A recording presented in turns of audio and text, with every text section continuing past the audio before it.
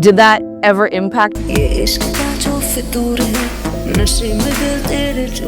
বলিউড অভিনেত্রী ও নৃত্যশিল্পী Nora Fatehi এবার নিজের ব্যক্তিগত জীবনের অন্ধকার দিক নিয়ে খোলামেলা কথা বলেছেন। গ্ল্যামার আর জনপ্রিয়তার আড়ালে থাকা মানসিক সংগ্রামের কথাও তুলে ধরেছেন তিনি। Divorce, and then he kind of just like disappeared, for the longest time. And when you see that initially and you get older, you start to resent men and the way they treat women. সম্প্রতি এক সাক্ষাৎকারে Nora জানান, ছোটবেলায় মা-বাবার ডিভোর্সের পর থেকে বাবার সঙ্গে তার কোনো যোগাযোগ নেই। বাবার অনুপস্থিতি তার মনে গভীর প্রভাব ফেলেছে। এই অভিজ্ঞতাই তার মনে তৈরি করেছিল পুরুষদের প্রতি এক ধরনের ক্ষোভ।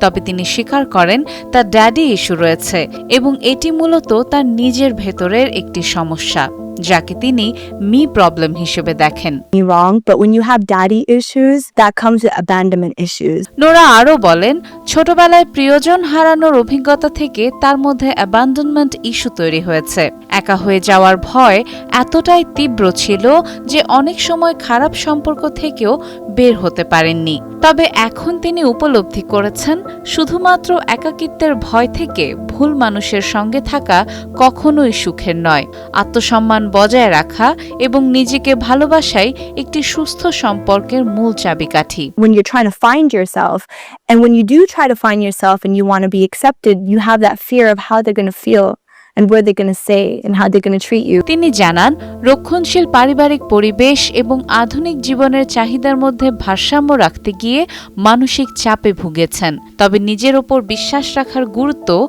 তুলে ধরেন তিনি। তার কথায়, আপনি কি চান আর পরিবার কি চায়, এই দ্বন্দ্বে নিজেকে হারিয়ে ফেলা উচিত নয়।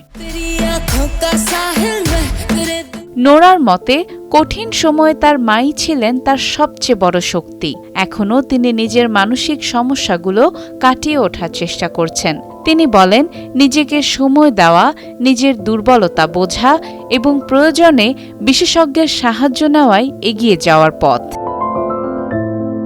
সাদিয়া ইসলাম, টাইমস টুডে।